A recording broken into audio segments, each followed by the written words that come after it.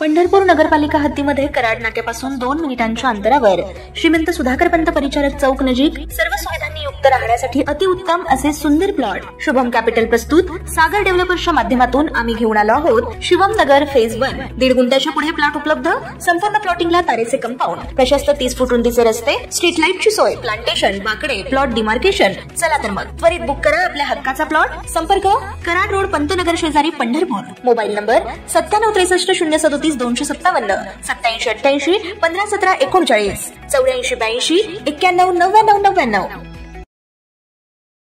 ताज्या घडामोडी पाहण्यासाठी आमच्या YouTube चॅनलवरील PVR म्हणजेच पंढरी वार्ता या न्यूजला सबस्क्राइब करा आणि शेजारील बेल आयकॉनवर क्लिक करा। राज्यात गेल्या काही दिवसांपासून मोठ्या राजकीय घडामोडी घडताना दिसतात। त्यातच शरद पवार यांच्या राष्ट्रवादीचे नेते जयंत पाटील हे भाजपात जाणार असल्याची चर्चा सुरू होती। त्यानंतर आता राज्याचे महसूल मंत्री चंद्रशेखर बावनकुळे आणि जयंत पाटील यांची भेट झाल्याची माहिती आहे।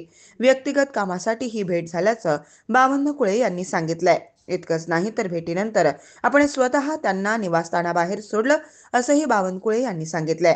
बावनकुळे यांच्या शासकीय निवासस्थानी ही भेट झाल्याची माहिती आहे। यामुळे राजकीय वर्तुळात अनेक चर्चांना उधाण आलंय।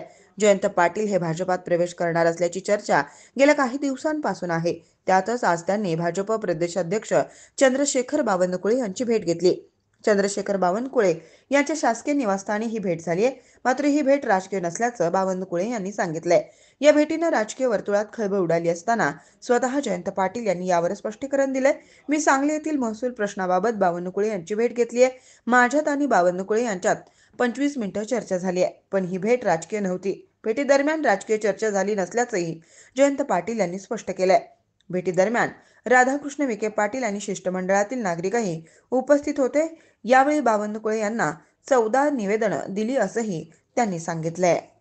जयंतराव पाटील साहेब काल सांगली जिल्ह्यातील आणि काही त्यांच्या मतदारसंघातील 14-15 विषयाचे निवेदनं आणि काही महसुली खात्याच्या संबंधाने 1-2 बैठका घ्याव्या लागतील असे काही प्रकरणं होते। त्यांनी सर्व विषय माझ्यासमोर मांडले। माननीय विखे पाटीलजी सुद्धा माझ्यासोबत होते आणि त्यांनी त्यांच्या सांगली जिल्ह्यातल्या विकास कामाबद्दल खूप वेळ चर्चा केली। मी त्यांना आश्वासन दिलं आहे की येणाऱ्या अधिवेशनामध्ये मी सांगलीची आणि या 14ही समस्याची बैठक माझ्या दालनात लावणार आहे।